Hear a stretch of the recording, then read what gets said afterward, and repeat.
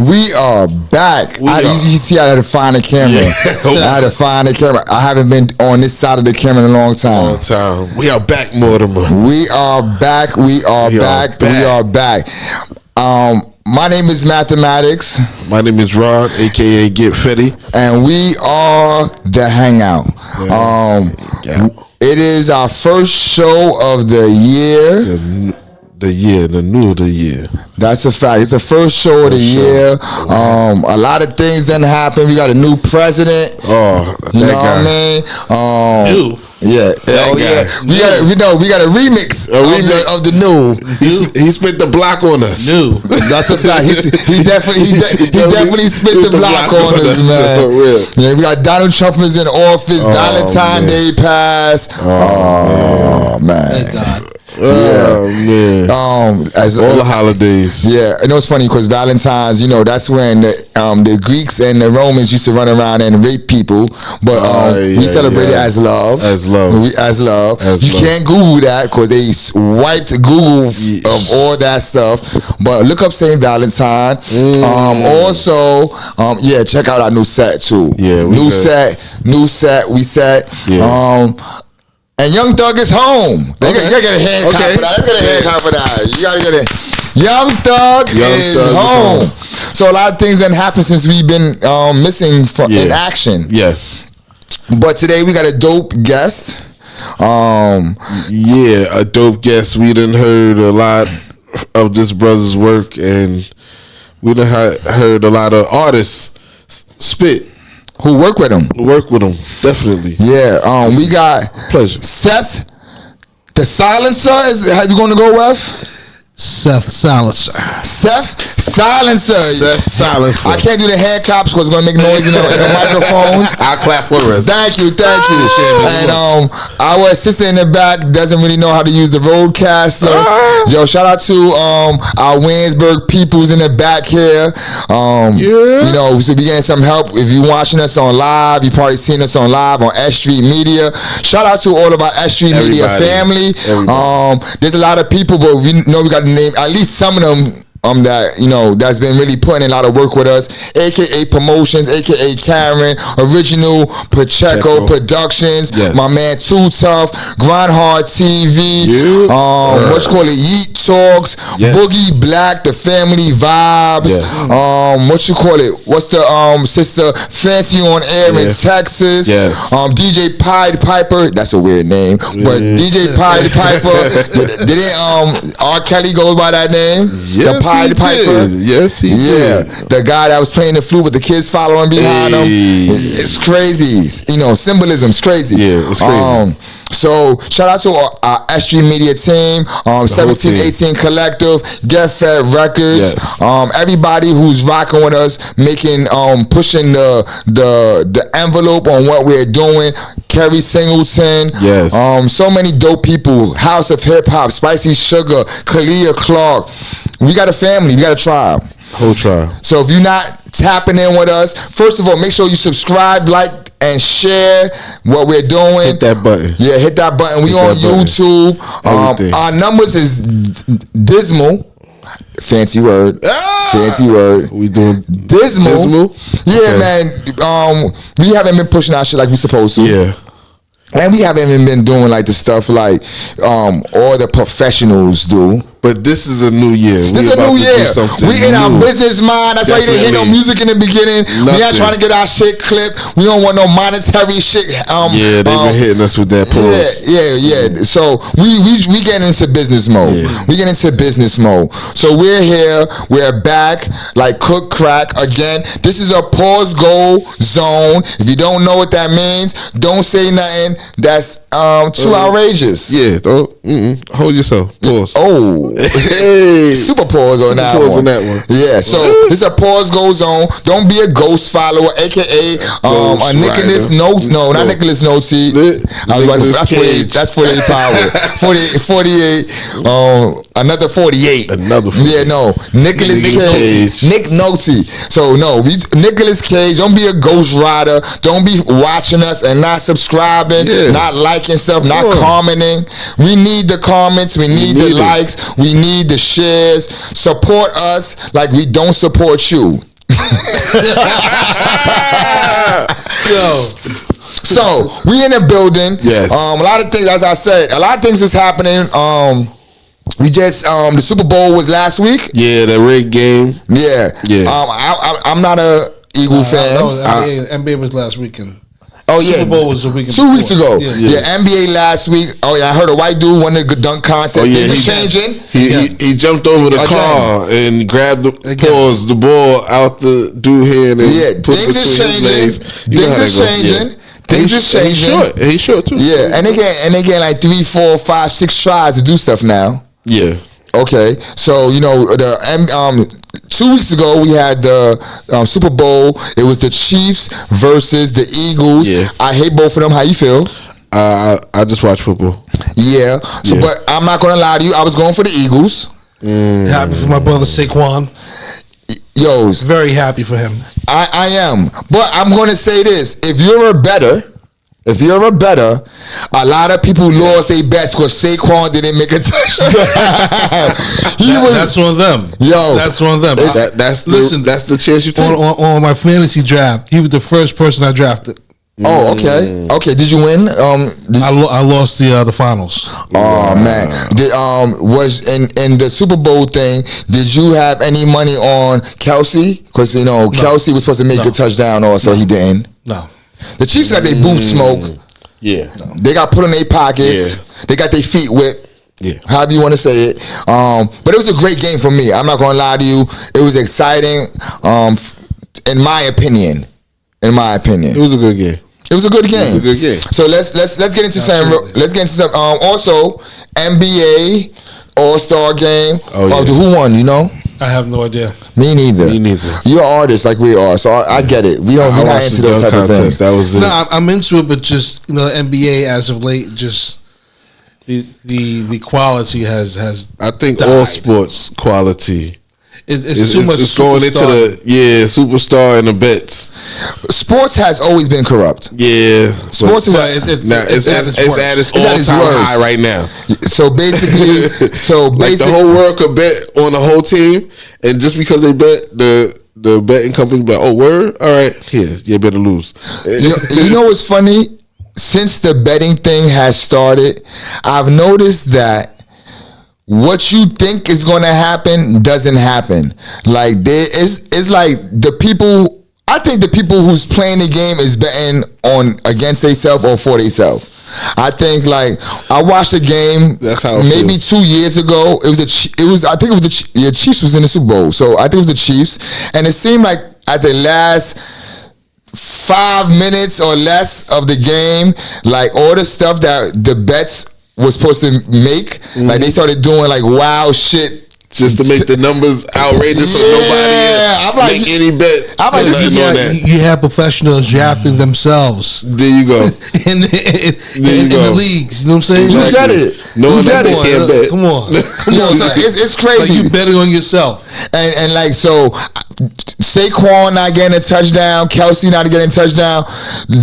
One of the biggest bets on the par, that's what they call it. I forgot what they call it. Like it's a parlay. On the parlay was one of them making a touchdown, and not either or didn't. So that's kind of like weird to me that two people who you expect to make the touchdown doesn't make the touchdown. So I think, I definitely think that it's definitely some corruption since this betting thing has started. Have you off topic that's not on here? Clarissa Shields. Oh, she. How good.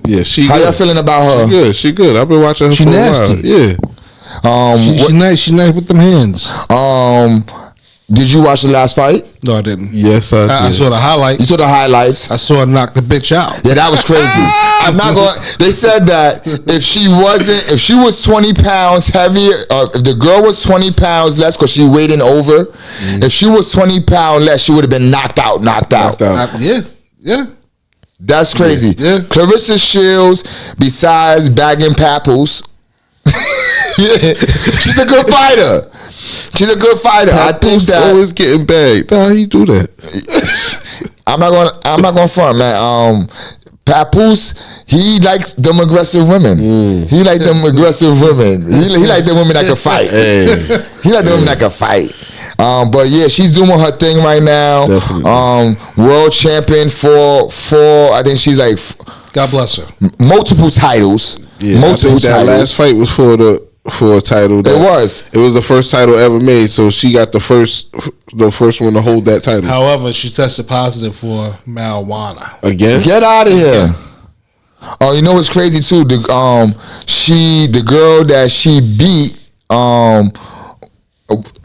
matter of fact, she took the title from that woman.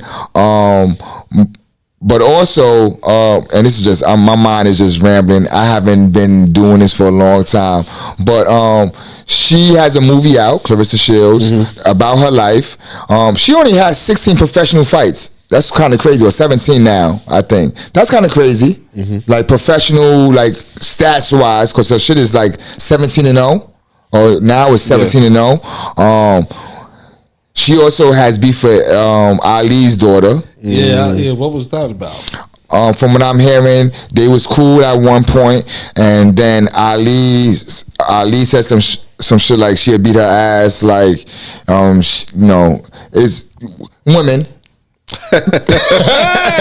It was an estrogen moment. Yeah, it was an estrogen moment. It was an estrogen moment. Right. Never had that moment. But yeah, Clarissa Shields is doing her thing. Yes. I'm not, I like what she's bringing to the ring, female-wise. Oh, this is what I was going to say before. She actually went up a weight class to fight her. That's she have beaten everyone in three. She have beaten 3 champions in 3 different weight classes, which is like crazy. You know what I mean? So you got to give her props. She's definitely doing her thing. Watching history right there. If you haven't seen, also ASAP Rocky beat his case. Yes. He was accused of shooting ASAP Rocky. Who ASAP Rocky is, I don't know. He ain't Ferg. And he ain't Nas. So I don't know the rest of them ASAP dudes. But did you see? 100 of them, right?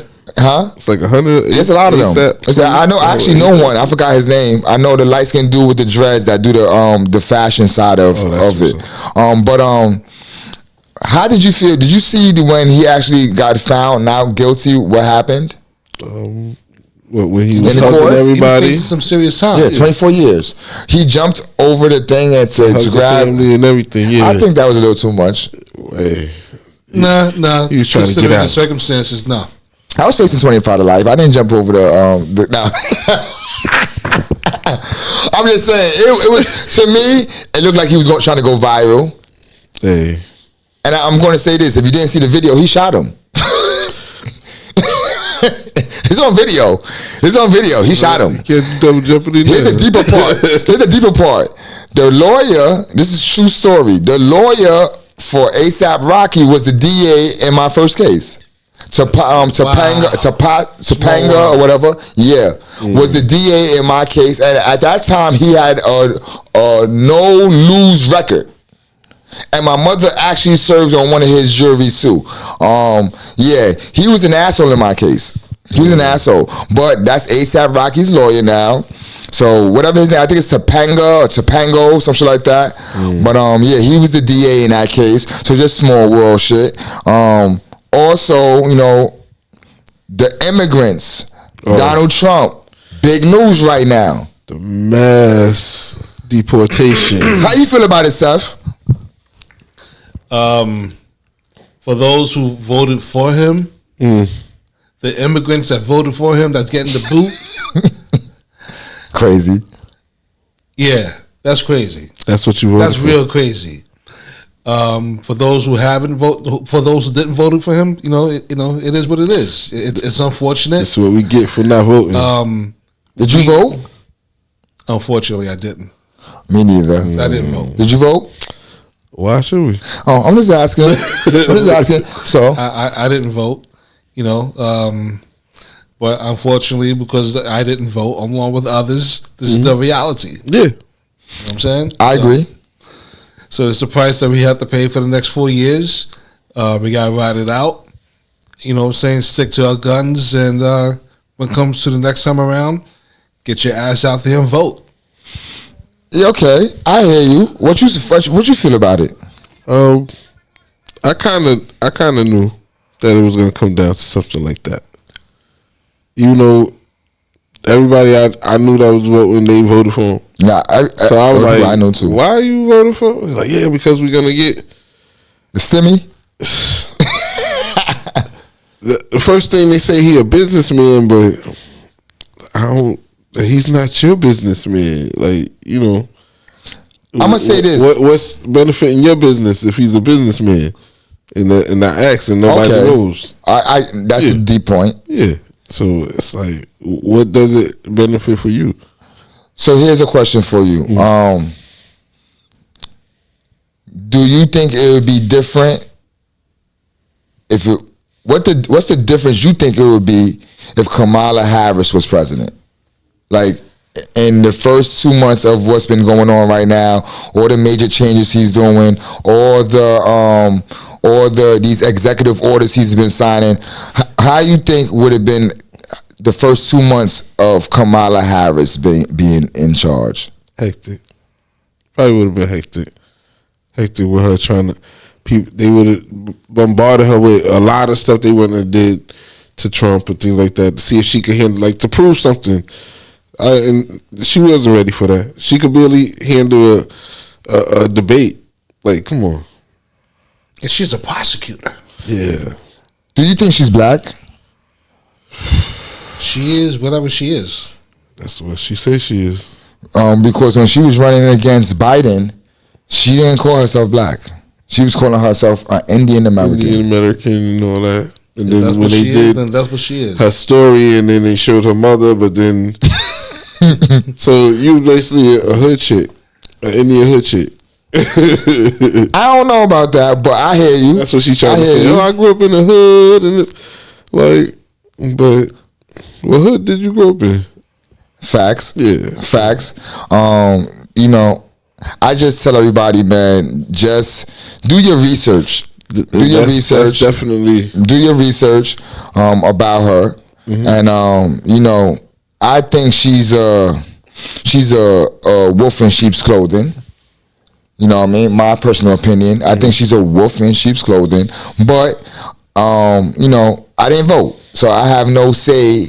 But I just want to know your opinion on her, because, you know, do you think that it would be this much talk if she was president as is going on with Donald Trump? Yeah, probably just as much more. Okay. So we got the immigrants. Back to the immigrants. We got immigrants. They're being detained by ICE. Again. You know, I'm going to say this, and this at a greater rate. I was walking to the train station about 2 weeks ago, and I live in the Bronx, and I was passing Watson Avenue. Anybody know anything about the Bronx? I was passing Watson Avenue. I was walking up Elder, and so I looked to my right, and there's an African braiding store, and they had two African women in handcuffs outside of the spot, right? And I guess one of them didn't have a jacket on. It was a cold day, and so I didn't know that it was actually handcuffs. They looked like they was just chilling in front of the store, but I seen the D's around them, and they wasn't D's. They was ICE. You know, they deputized our police into being ICE also. Agents. So I seen that they was in front of D's. I didn't see the handcuffs at first, but then I guess it was cold, so one of them asked for their jacket, and so they put the jacket around her. She didn't move her arms, and that's when I was like, oh no, she is locked. She's in handcuffs. She's detained. And so she's done. Yeah, she's done. Yeah, she is. And so it was a very powerful moment for me at that point, because I never seen it live in action. You know what I mean? Right now, you see a lot of Mexicans wearing Pooh Shiesty masks. That's like, it's real. When you think about it, you know, when you go back into your world, think about it.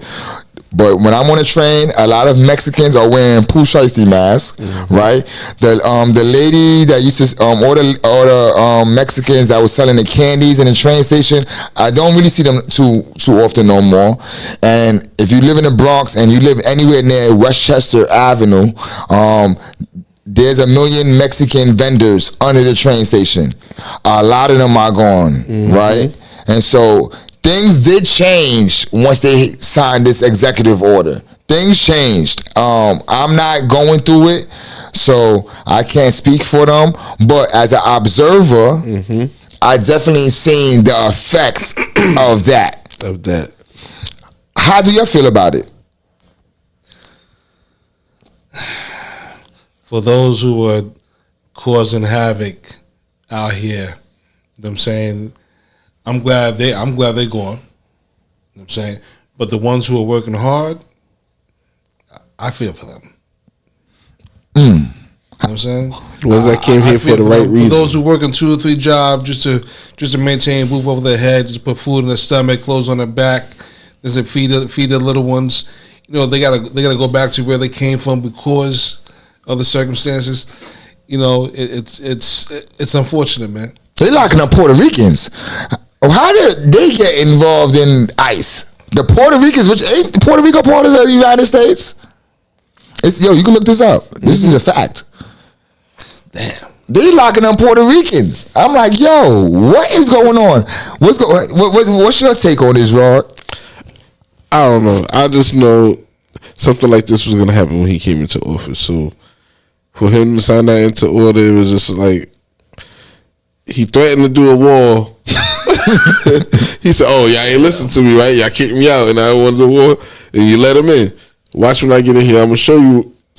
And you in Coney Island, man. So I'm assuming that a lot of those Russians are immigrants, Probably like illegally. Like, we only see they only showing us like the Mexicans, but it's African, it's Asian, it's white. People who came into this country illegally. Have you seen any effect out there? Not really. I haven't really, because I haven't been into like the real section of like that part of like Brighton and stuff like that. And as far as like in the neighborhood, not really. Because if anything, the police already out there locking everybody up anyway. So they just weed us out of that. That's a fact. So That's a fact. It's no problem. It's no problem. It's just everybody stay low. A lot of people are like, upset that this is happening.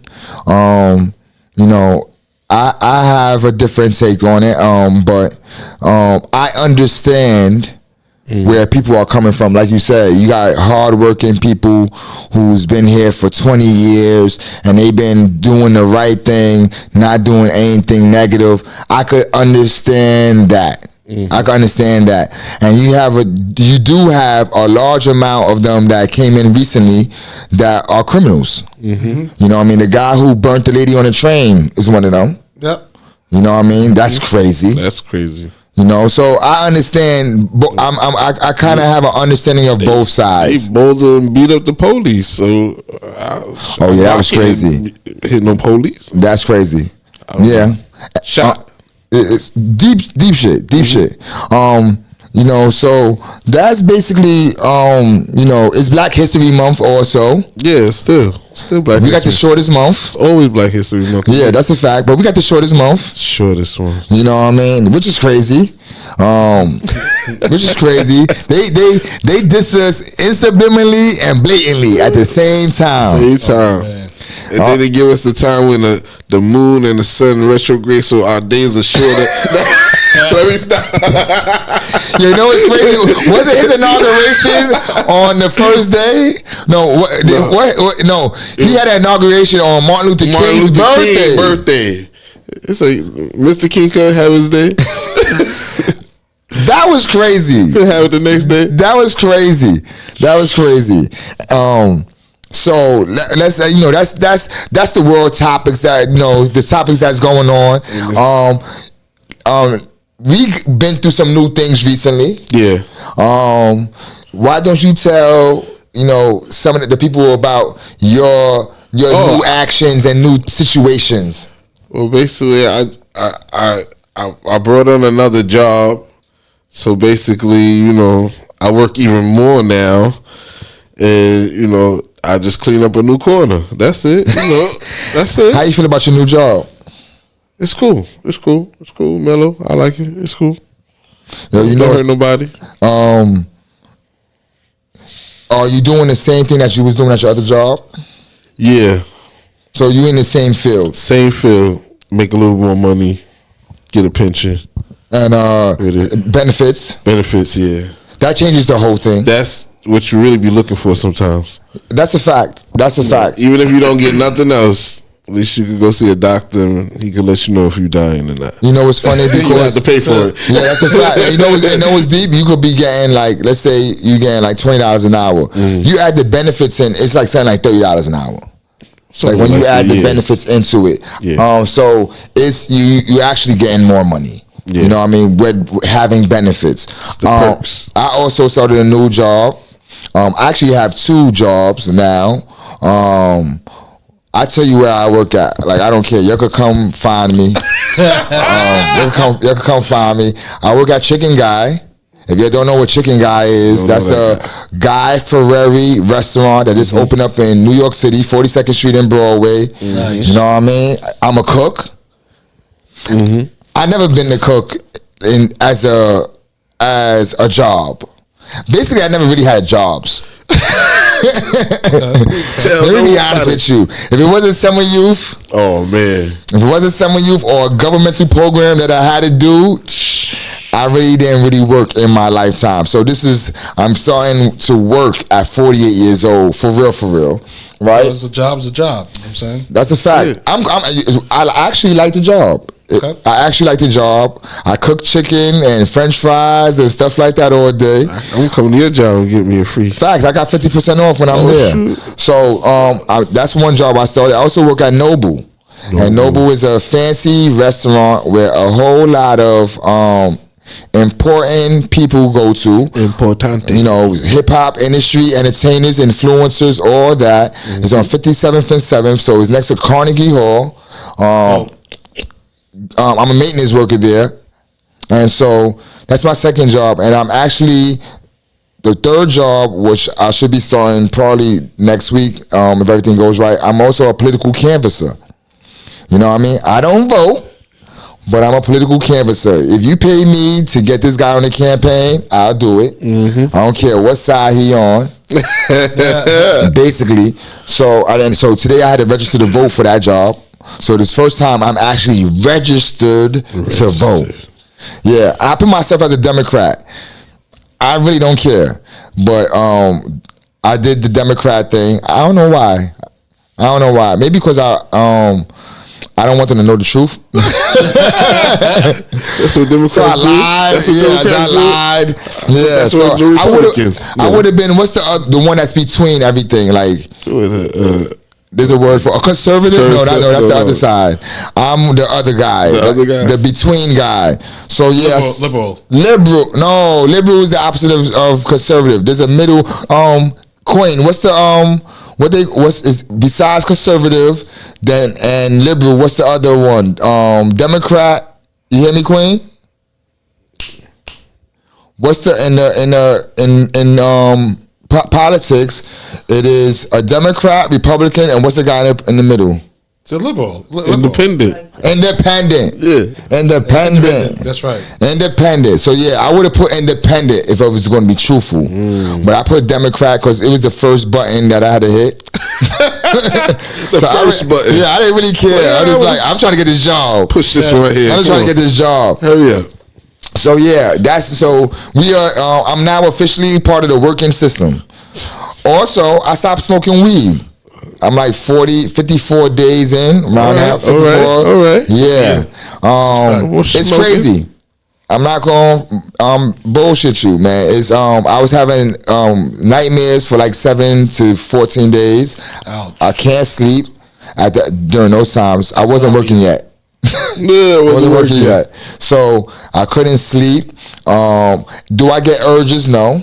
I'm not bullshit you. I don't get no urges. I be around smoke all the time. I just with you while you smoking. At my job, most of the people who work at my job smoke, and I'm hang out with them. So, it's 54 days clean. I feel. Thank you. I feel much better. My mind is more clear. Sharp. Yeah, I'm not aggressive no more. I'm not impulsive no more. And I deal with my anxiety and panic much better now. I think the weed for me, like most people, it calms them. For me, it has the opposite effect. And so, it heightens. Yeah, it heightens my anxieties and panic. They told me that maybe I was smoking the wrong weed. Possibly. Yeah. Somebody told me that. They's like, yo, maybe you got to find the strain because different strains do different things. Yes. I as a weed connoisseur, I don't know which one deals with anxiety and panic. So maybe I need to look into that. But I feel better without it. And I've been taking care of more business without it.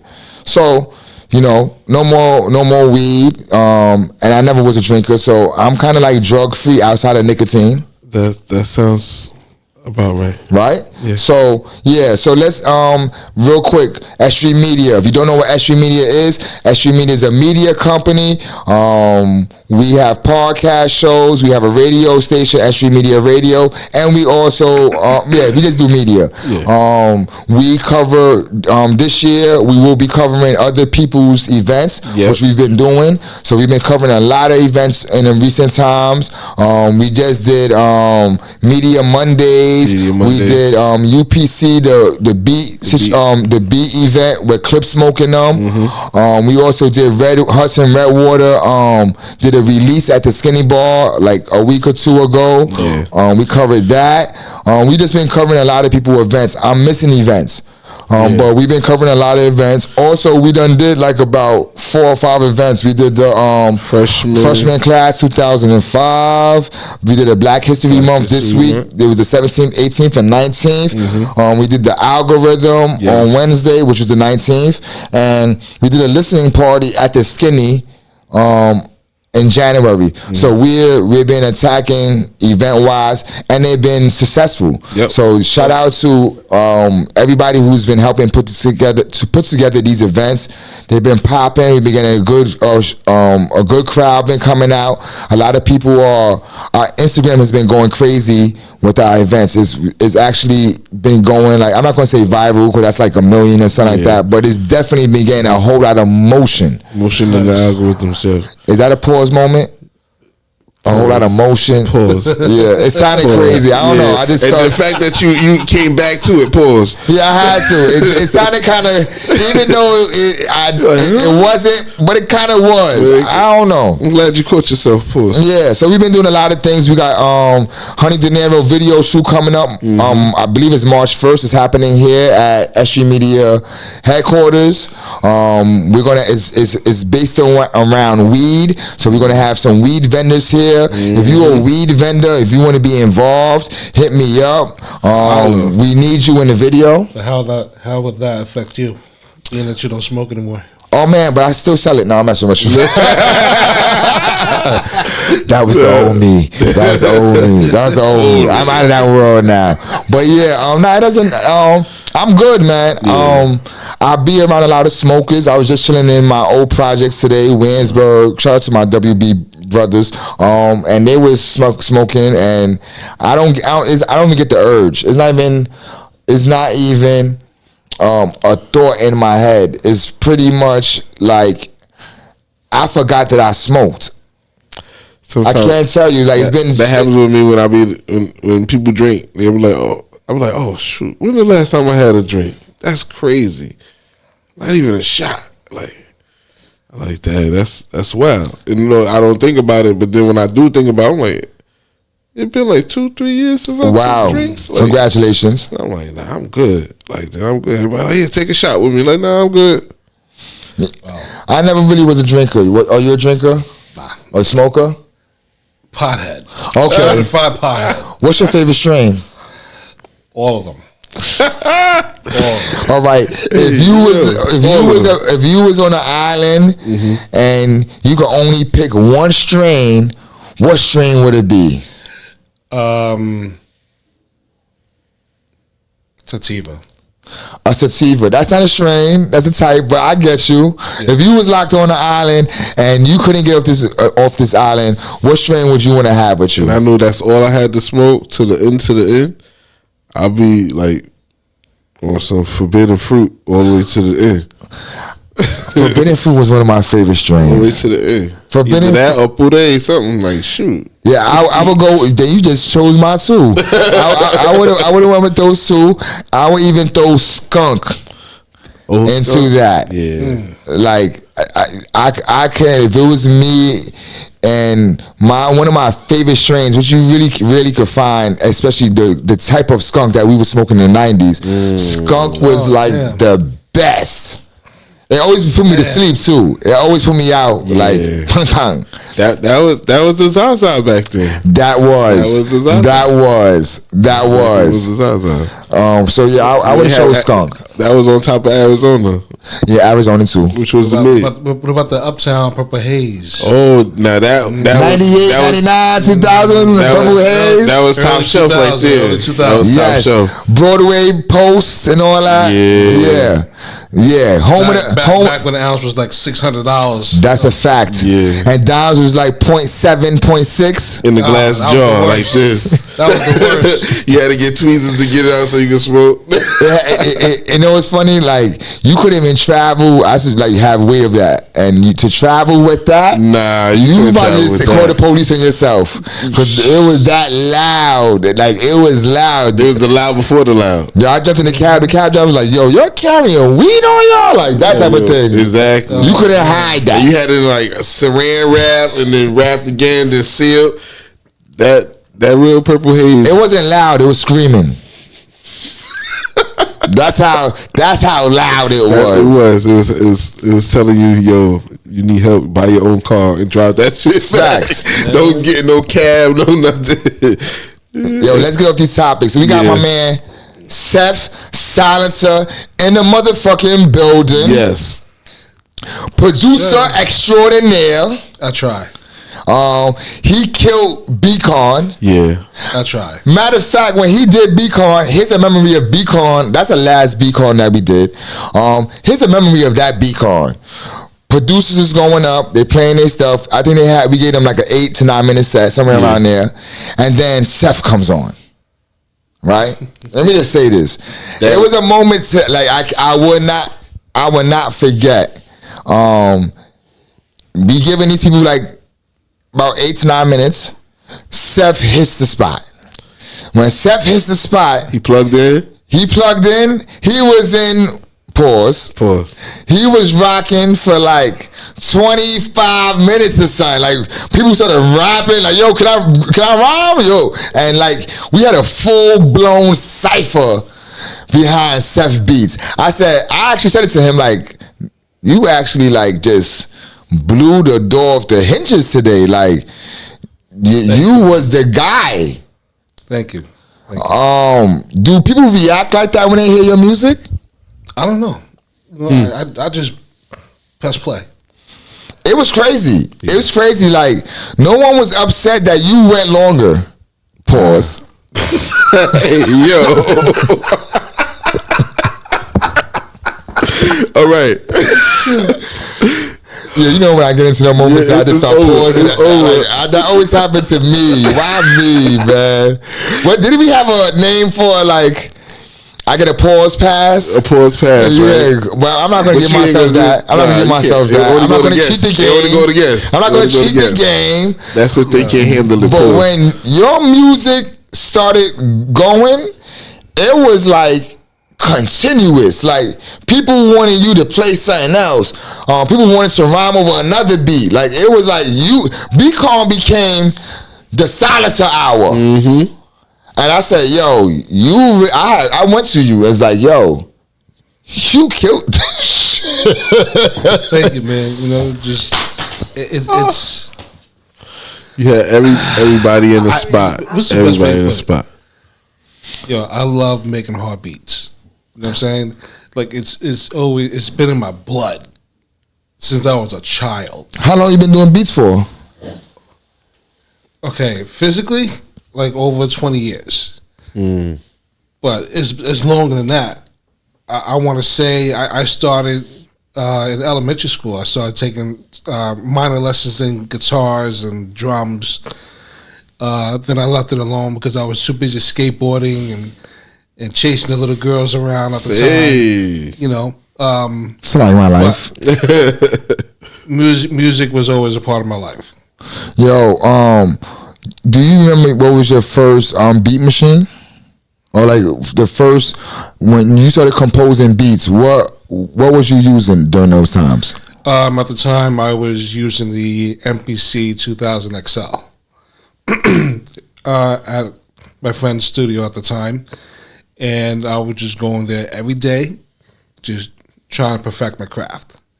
And as soon as I started making beats, I started playing beats to everybody, all my friends, and the feedback was not what I wanted, it was what I needed.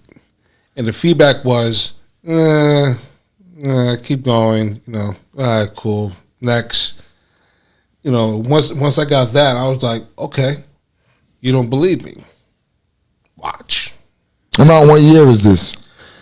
Around 2002, 2001, when I first started. Okay. The MPC back then, that's what you said, right? Yeah. The MPC back then, and I was a fake producer. And what I mean a fake producer was I had some money, I was hustling. I said, I'm going to go buy me some machinery. And I went to go buy the MPC. That shit was like $2,000 back then. Yeah. I went to Sam Ash. I remember. That's why he said he went to a friend's studio. It was a very expensive piece of machinery. It was like the creme de la creme of producing. So I bought me an SP808. If you know what I'm talking about. Oh, wow. So I could not afford an MPC and I was hustling to just make music. At the time, I didn't know how to make music.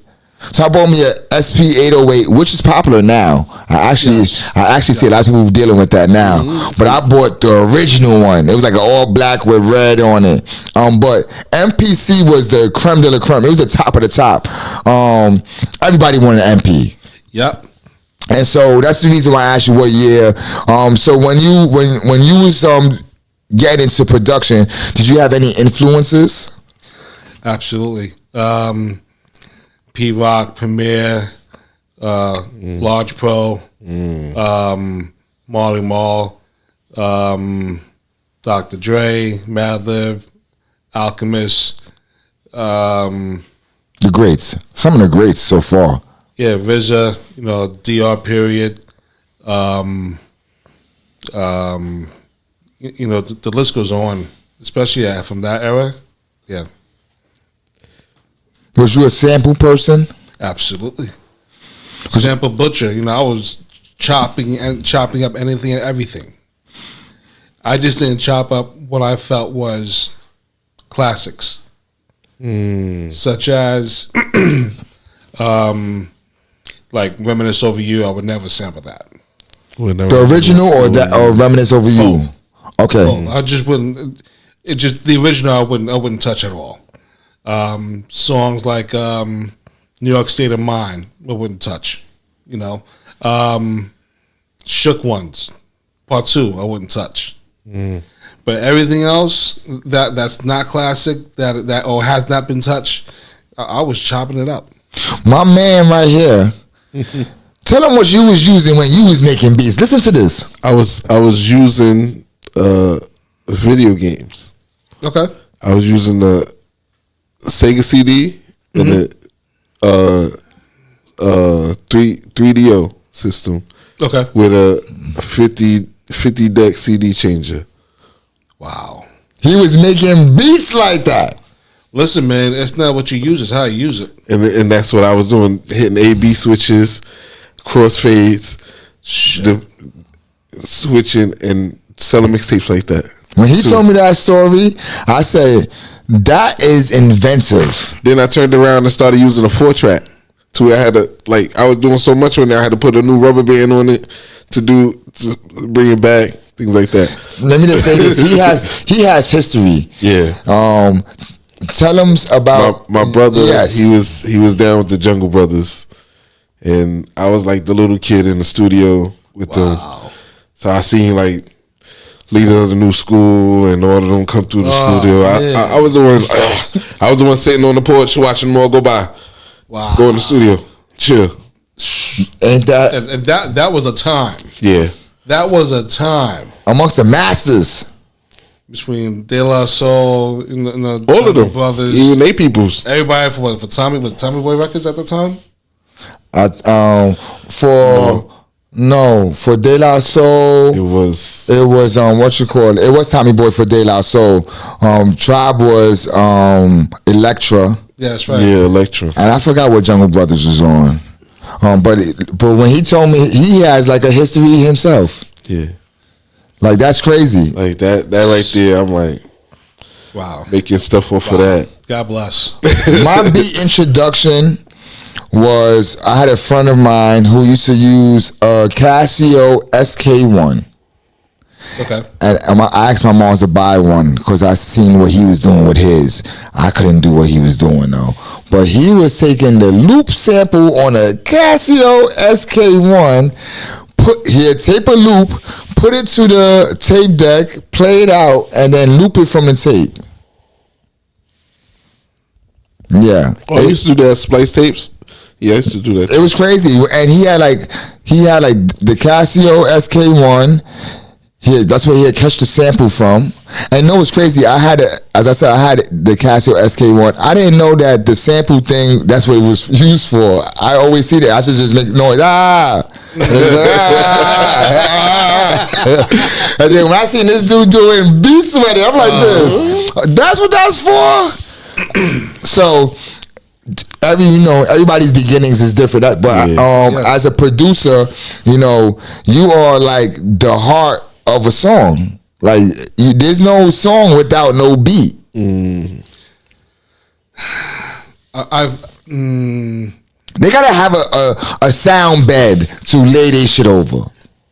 Yes, I agree. I agree to a certain extent. You have those writers that don't need beats. They got that voice where that can carry everything its own. But then you have those producers that you just can't ignore. I try to be that one. I try to be a producer you can't ignore. I try to be a producer that would pick your brain. I try to be the producer that would just push you to the limits. I try to be a producer that would fuck you up. When you work with artists, are you the type that just gives them beats, or you the type like, yo, come to the crib, we gonna lay something down, I'm gonna make some joints while you there? It depends on the mood. It depends on the mood. It depends on the moment. Depends on the artist. There's a lot of factors that come into it. Sometimes I may have it. Sometimes I'm about to create it. Sometimes I make it later. It depends on what's going on. Did you make the beat? Let me rewind because my mind just went somewhere just now. You work with Q, you amazing, and Bottom Line. Yes. Was you the one that made Style by Poverty beat? Yes. Holy shit! It just hit me just now. That's it. Yes. Yeah, it's you. Yes. So if y'all don't know, that should be. I have a podcast called Style by Poverty. Yes. It starts off with a song at the beginning of each show. Yes. And Q, you amazing is rapping. Yep. But you laid down the beat. Oh man, I forgot. Oh man, that's crazy. That's one of my favorite drumless beats I made. Mine is one of my favorite beats. Period. And the way Q, the synergy. So what I was going to go into was, and that's what made me think of that, is it is part the producer and part the MC, but it's a synergy that happens. Mm-hmm. And I seen all right MCs have really dope beats that brings them up another level. Yes. And then and the opposite happened also. A MC who's great, who can make a beat sound crazy. So, but when I think of Style by Poverty, it sounds like a perfect marriage between beat and lyricist. Let me just say this. The first time I heard that song, and I'm going to cue you playing it for me. Matter of fact, this is how it happens. QU said, can I use that title? Right? And I said, because I LLC'd it. If you don't know, Style by Poverty is LLC'd. So it's my name of my company. And so when he asked me, explain what it is. So I explained it to him. And he's like, yo, I think I want to do a song with that. And so when he came back to me with the song, I thought he was talking about me. That's how deep this. If you listen, go on any streaming platform, is up there. Styled by Poverty. I thought he was talking about my life. So automatically I'm like, and I didn't figure out that it wasn't about me until he says "Fat Boy on stage," something like that, and I'm like, oh, he's talking about him. I thought he told my childhood story in music. Like, really, really, really. Yo, that's, to me, that's a classic. And I'm so mad at the world. That's something that the world should hear. Like, that's one of those. Yeah, man. QU, first of all, shout out to QU. Shout out to QU, amazing. QU. Shout out to QU, amazing. That motherfucker went nuts in that fucking joint. We're going to listen to it after the show is over. Yes. Maybe if they go to YouTube and just put in Style by Poverty, you can hear it also. Yeah. But I got to listen to that when I'm finished. But you have also produced for Hudson Redwater. Yes. You produced for Spit Gems. Yes. Tell me about that experience for both of them. Like, how did it happen, and what was your experience like? First, shout out to Hudson Redwater. Shout out to the guard. We met over a decade ago through a mutual friend of ours, and just hit it off right then and there on the spot. You know what I'm saying? I just started playing beats, and he just started going off the dome, and I was just amazed by the shit that he was saying. It was different, very nice. Different. Yeah, hell yeah. So from that moment on, man, we just started working and just gave him beats throughout the years. And there was some time where we didn't link up because he had things going on in his life just as much as I had things going on in my life. But we were always in touch.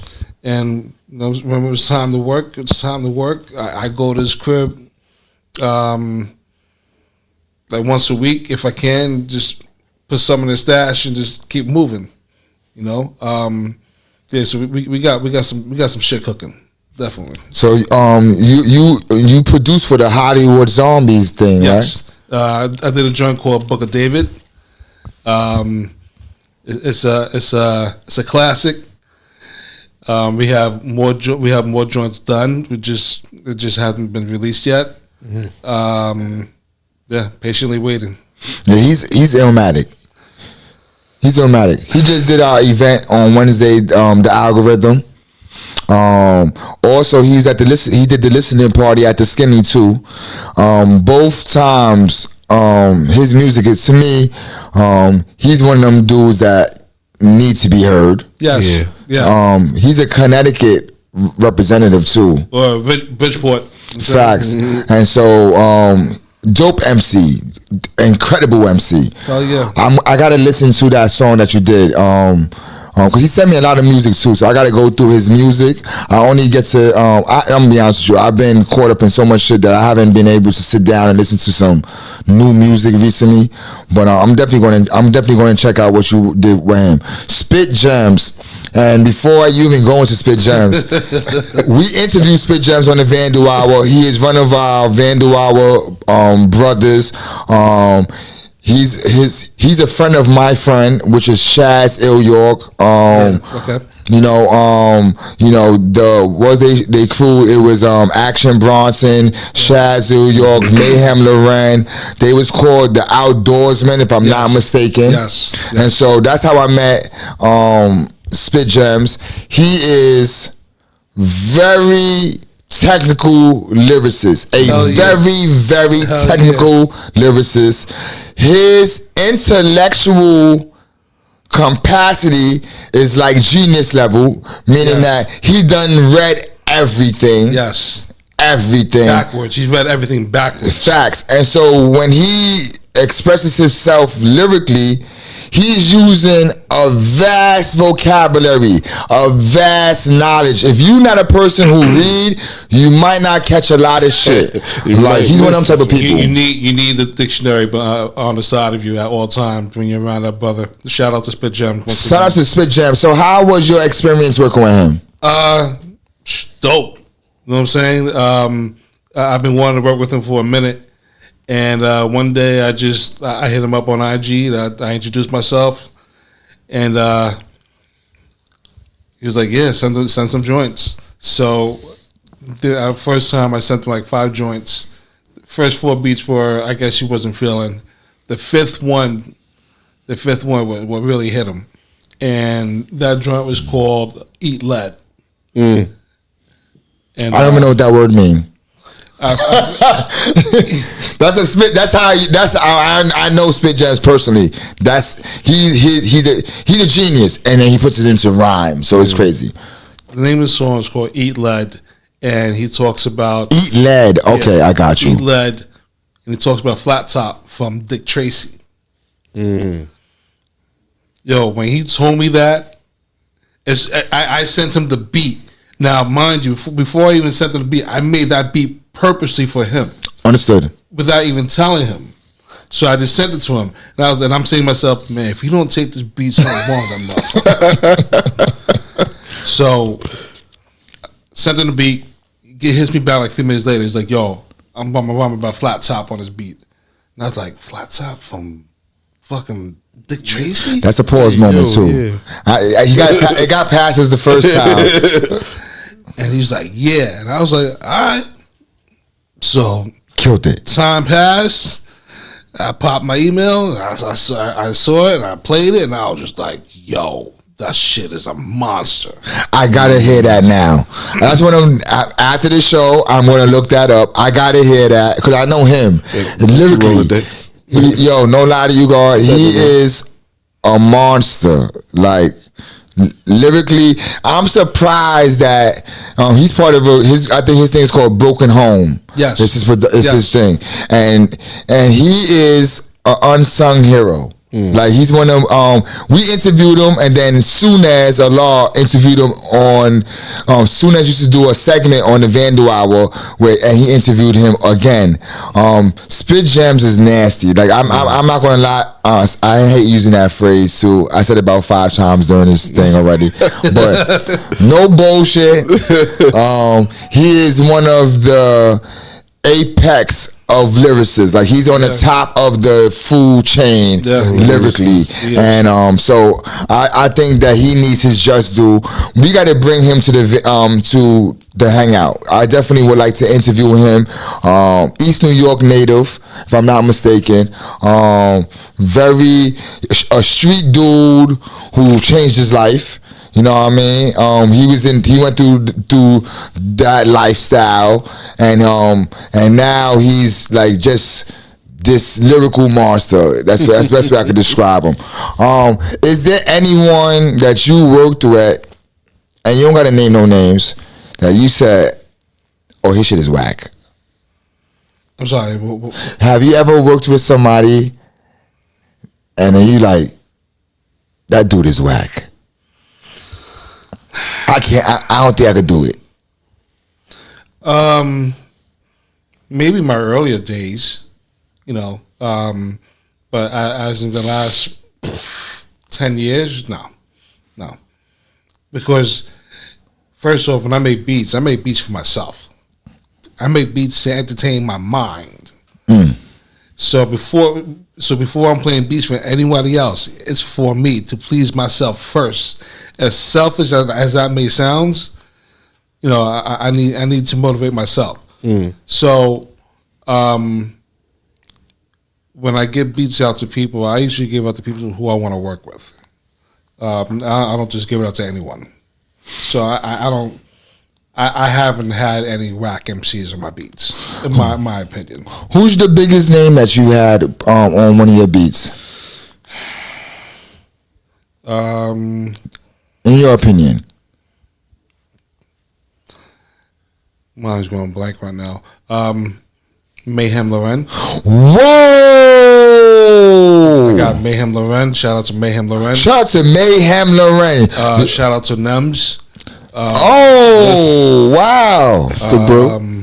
Nems did what's that joint? Aggressive metal. Freestyle.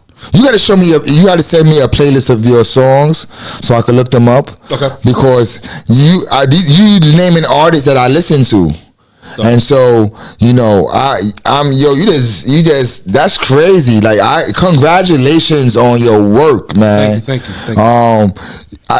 Only thing I remember, and because I wanted to bring you on the show a long time ago, when I wanted to bring you on the show during the Style by Poverty time. I done spoken to you then, and so used to be in Fuego Studio. Shout out to the House of Fire Studios, my man Fuego. I remember going to the studio and you shot Rock on the beat.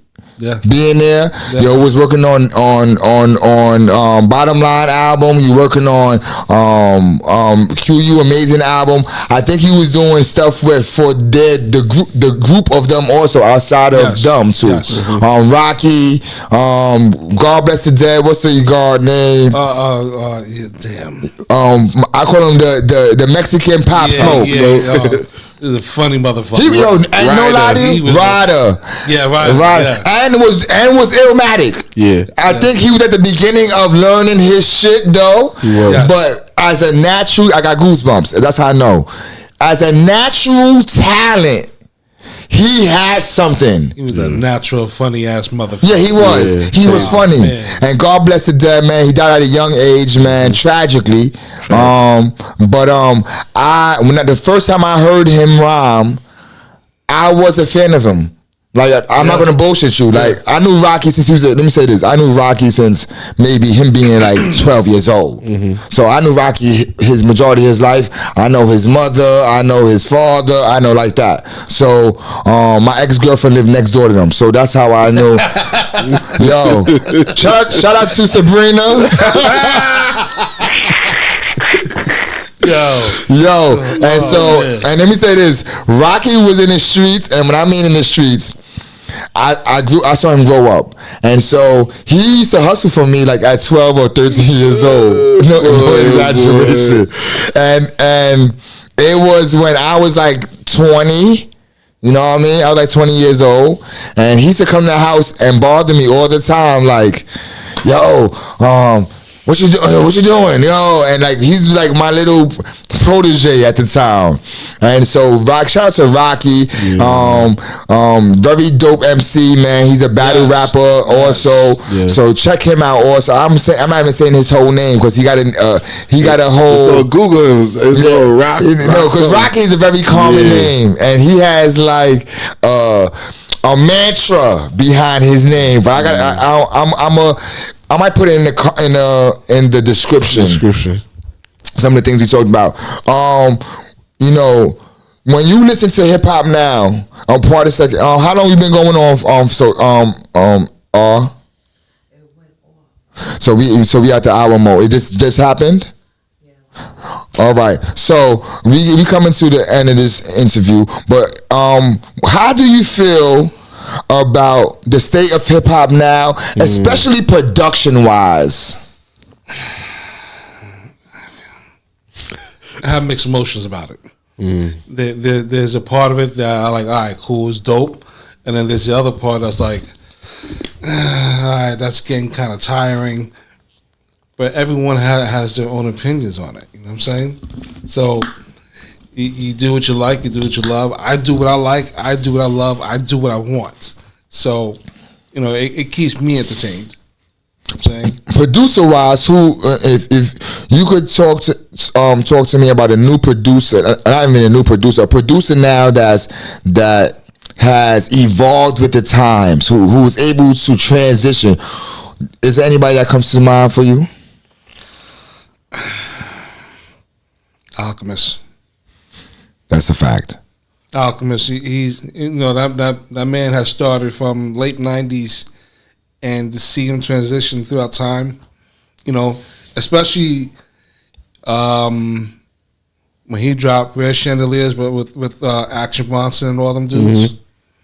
From that point on, it just he's been on fire. What's the California dude that produced for Nas' latest work? Nas last couple of projects did Hit Boy. Hit Boy, yeah. Boy. There's an album with Alchemist and Hit Boy. Yeah. Woo! Yeah. Crazy. Yes. Crazy. Viral. Yo, I didn't listen to it first. There was a point in time he'll tell you that I probably played them songs all the time. Yes. It's viral. Everybody play that. It's funny because Alchemist got an album dropping out next week with Mos Def. That's crazy. Oh yeah, I gotta hear that. Y'all seen Bay? Yeah. And then also he's doing something with Erykah Badu. You know what's funny? The person in here is a fan of Erykah Badu. You know what I mean? I like Erykah, but I'm not going sidebar. This is off subject. She's been whoring herself out lately, man. Like she's really like I'm an Erykah Badu fan, but I was so caught up in the Erykah that was like, pro-black, this woke woman, NOI, God body, or earth body, and now she's on some like horror shit. And I hope I don't meet her and she like, you call me a whore. No, I didn't call you a whore. You just moving on this now time. What's happening now? This upside down kingdom time. And it just throws me off. I saw a picture with her and her daughter, and like they got their ass to the camera, and like it's kind of like, it kind of just threw me off about her. But let's get back to S.STREET. You know my mind be wandering. Like he want to come back to something like that. Pause. Badu, I like her too. Like you just threw her. I'm a Badu fan, but I would like to listen to what you said. Hit Boy or Alchemist? Pardon me. Alchemist is with Erykah Badu. Yeah. Alchemist was dope, man. He went from Mobb Deep to Benny the Butcher. First of all, like if that's not transition, that's not staying up with the times. And the beats don't sound the same either. So like somebody that's stuck in the 90s. No, it's not that. He has evolved the sound also. Like another producer I like right now is Dillinger. Yeah. And pretty much he's like sound like a protege of like the Alchemist. Yeah. And so to hear what they've been doing with Benny the Butcher, like especially before Benny the Butcher signed with Def Jam, because I have a different opinion about like that, a lot of that stuff that came out after, but pre-Def Jam, that sound and the synergy, it was like you and Q, You Amazing on Style by Poverty.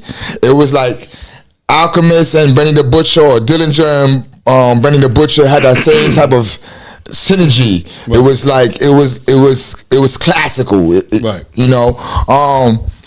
Should we be expecting anything from you like coming up? Or are you dropping any projects? Or are you working with anybody that's stuff that's supposed to be coming out anytime soon? I do got some joints coming out with Mayhem. Mayhem. Yeah, he's got a steroids lineup. When I mean steroids, I mean the top of the line, the shit that just kills you.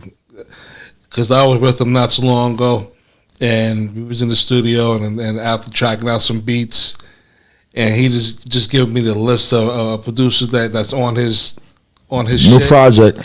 I'm just like, God damn, and just grateful just to make that list with the names that's on that list. Mm-hmm. Whew. Let me say this. It's your time, man. Yeah. It's your time, man. It's your time. I don't feel like it's my time. I just enjoy making music, man. But know what it is? And after me going through your page, because when we was in the car waiting for you, I was going through your beats. And that's when I see a lot of work you did. I just knew you for Q, you amazing and bottom line. That was kind of like my introduction to you, and basically that's where my mind stuck with you. But when I went through your kind of all your music and some of the people you worked with, it just opened me up. Pause. To what you do, and I see that you have a history. Like, you know, like sometimes when you meet a person, let me give an example. At work, right? They know Anthony. Right, and I'm in there all proper, like, hey, how you doing? Hey, what's going on? Everybody ready to make some money today? Like, so that's how I come into work, right? And then I had a conversation with my manager after work, and she was like, and we were talking about something, and we got into the street somehow, and I told her like a story, and she was like, her mouth just dropped, like, she was like, I wouldn't expect that from you. I said, I know, I'm the cook at the chicken guy, and you know, I get it. I'm the nice guy in here, and so people don't see the history when they meet you. When a person meets you, they meet you there. Mm-hmm. And so when I met you in House of Fire. Right. Everybody blowing it down. I'm coming in there on my trips up there to chill with y'all. Not really chill, but hang out with. When QU Amazing was in the building, or bottom line, I usually came up there. And so I come up there. Y'all got your beat machines out. You, Shara, I got they got their beat machines out. It wasn't that they come in the studio. Yes. They really had instruments there to work. And so it's cloudy. You know what I mean? It's going down. QU in his business mode. Everybody in their mode, Yo, that's my man. Shout out to QU Amazing. He's in his mode. And he like, yo, play that. Yo, you gotta listen to this God.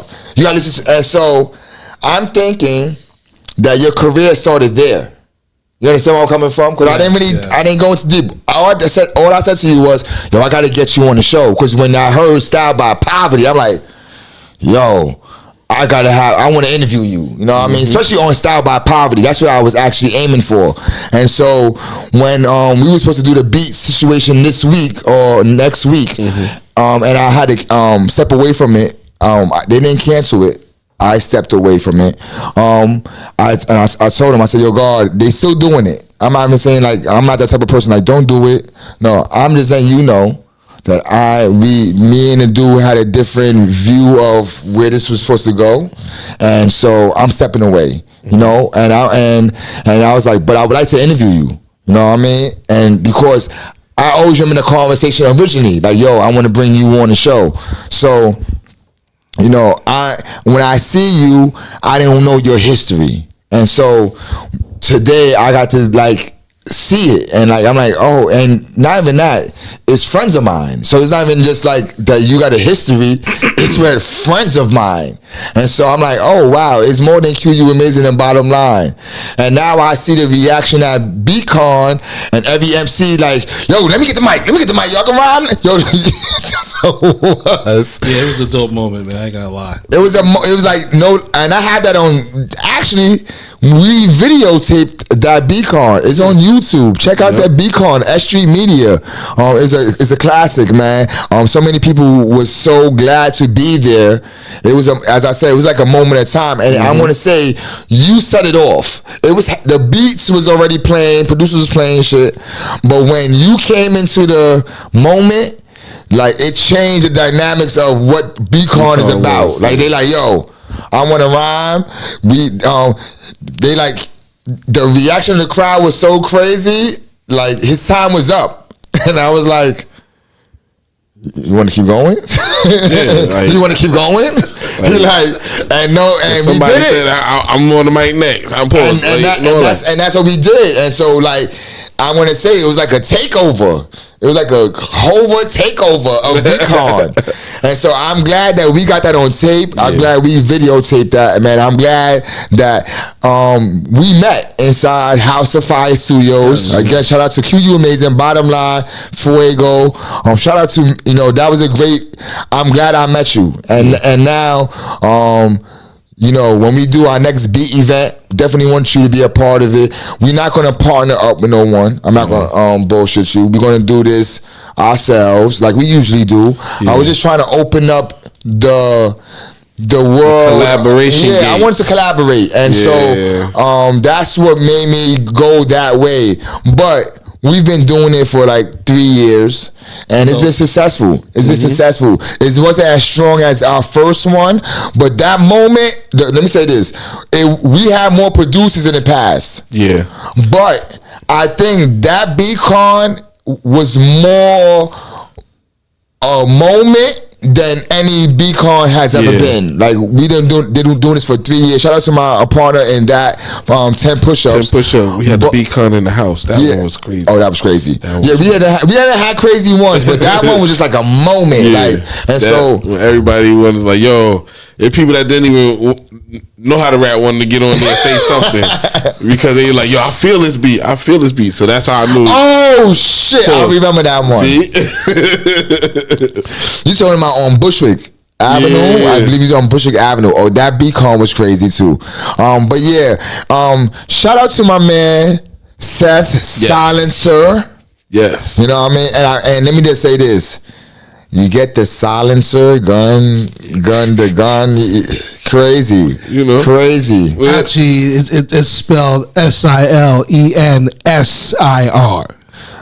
Yes, it is. And do you have a quotation around the R? Just all right. No, it's in your. I seen you had a quotation on your Instagram page. It's Seth Silensir Malone. All right, yo, we had Seth and Silence R in the motherfucking building. Producer extraordinaire, as I said, soon to be legendary. You know what I mean? I believe in his talent. If you want to check him out, where can they go to check your stuff at? Y'all can find me on IG, Silensir, SILENSIR_Seth. Again, that's SILENSIR_Seth. Do you have music outside of Instagram anywhere? Like besides people rhyming on it, do you have like a SoundCloud, not a SoundCloud, a Spotify or anything, or YouTube or anything? Unfortunately, I don't, man. Everything's on IG. It's okay. It's all for sale. Everything for sale, right? Everything on IG. Yeah. So if you go to this spot, tell them I sent you, and we get you a discount. Why don't you buy 5? 5 beats are better. 5 beats are better. You get a blunt and a blunt and a hello. You know what I mean? Yo, where they can find you at, Rod? It is looking for you. You can find me at Gift Records, and that's at IG, and I'm there. Hit me up anytime. I am mathematics. Before we go out, my name is Anthony. Let me just say that. My name is Anthony, but my artistic name or creative name is Mathematics. Yes, I am going by my name again. My name is Anthony. And so my creative name is Mathematics. You can find me at Styled by Poverty on IG. You can follow S.STREET Media on IG. You can follow S.STREET Media Radio on IG. You can follow the Vandu Hour on IG. Those are all things that I'm connected to, whether executive producing, co-owning, whatever. It's all us. And make sure you tap in with what we're doing. It is definitely going to be a different year, 2025. Yes. We are bringing everything with us, no holds barred. Second month in, we done did work like we did it for 2 years already, and it's only our second month. Yeah, it's serious. It's so real. I want everybody to listen. We have a 42-inch TV for raffle going on, and the winner is going to be announced at our Women's Day event. Next month. Nice. You hear tap that? In. Here's one for y'all too. Every Friday at the end of the month, we're here in the studio. $5 donation to get in. Pull up. You get some wine, you get some food, you might get a roll up or something. Doesn't matter. You're gonna get something for the $5 donation. We got gifts for the 25. It's a networking event that we'll be doing every Friday. It's called the Meeting of the Minds. Actually, it was the first event that I ever thrown being into business. It's going to be a monthly thing. Last Friday of every month. Pull up, bring your music, bring your beats. We're gonna have games. We're gonna have food, liquor. We're gonna have them other things too, but we can't do it inside of the room. But it will be in the building. And so tap in with us, man. S.STREET Media. It's a new year, new time, and we're not playing with it. Make sure you tap in with the business partners. 1718 Collective, aka Promotions. The original Pacheco Productions, Grind Hard TV, the Sprinkle Family Music Group. Tap in. It's more of us, but tap in. It's a tribe called Bless. You know what I mean? And we are out of here. Peace.